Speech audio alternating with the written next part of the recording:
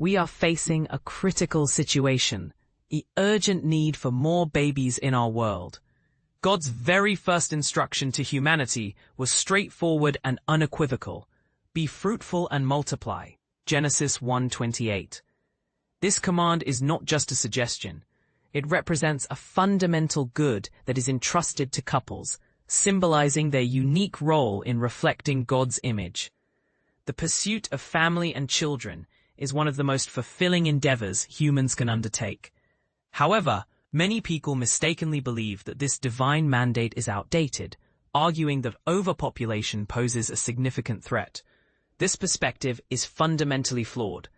In reality, global fertility rates are experiencing a dramatic decline, which poses one of the most significant long-term challenges for humanity.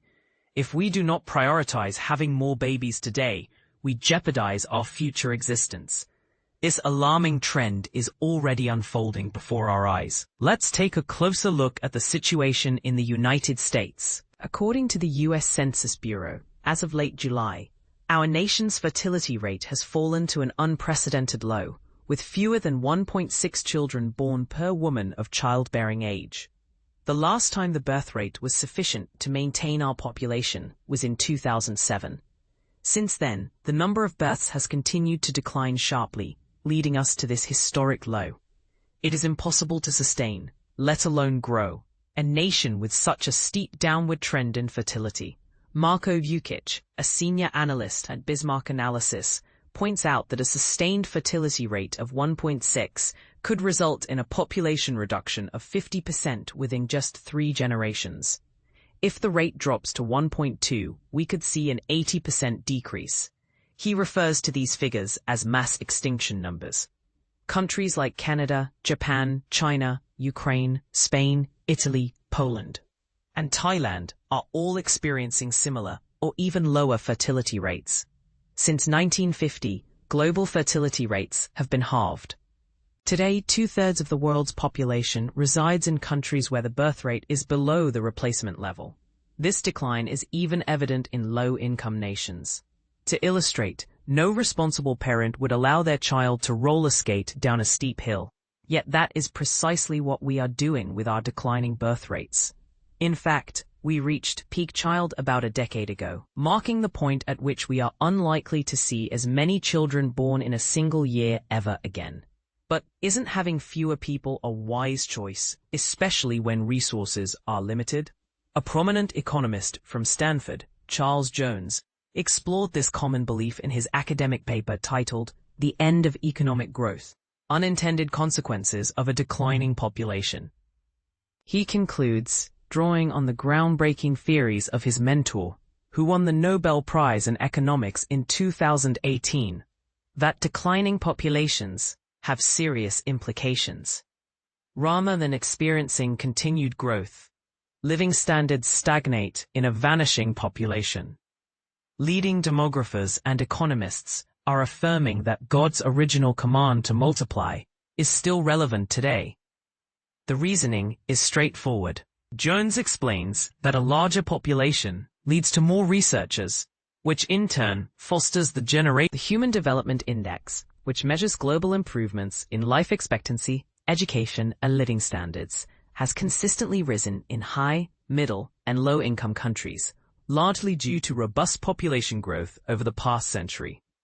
This stands in stark contrast to the dire predictions made by doomsayers like Thomas Malthus and Paul Ehrlich.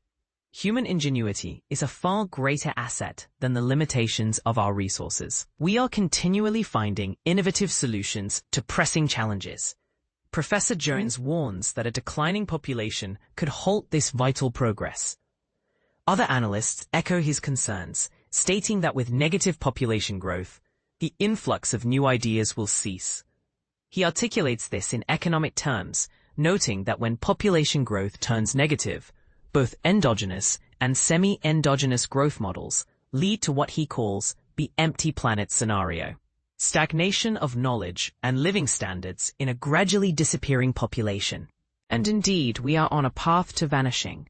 A group of leading global demographers, supported by the Bill Gates Foundation, have issued stark warnings about this decline. In 2020, they projected that the total global population would likely peak just after the middle of the century and then experience a significant decline by 2100. Their calculations reveal a chilling trend. In 1950, there were 25 births for every person reaching the age of 80. By 2017, that number had dropped to 7. They predict that by 2100, there will be only 1 birth for every person turning 80. This statistic is perhaps the most alarming insight into the future of humanity you will ever encounter. A follow-up study in 2024 confirmed their initial findings. In their influential book, Empty Planet: The Shock of Global Population Decline, social researcher Darrell Bricker and journalist John Ibbotson assert that the defining event of the 21st century, one of the most significant events in human history, will occur in approximately 3 decades when the global population begins to decline. They warn that once this decline starts, it will be irreversible.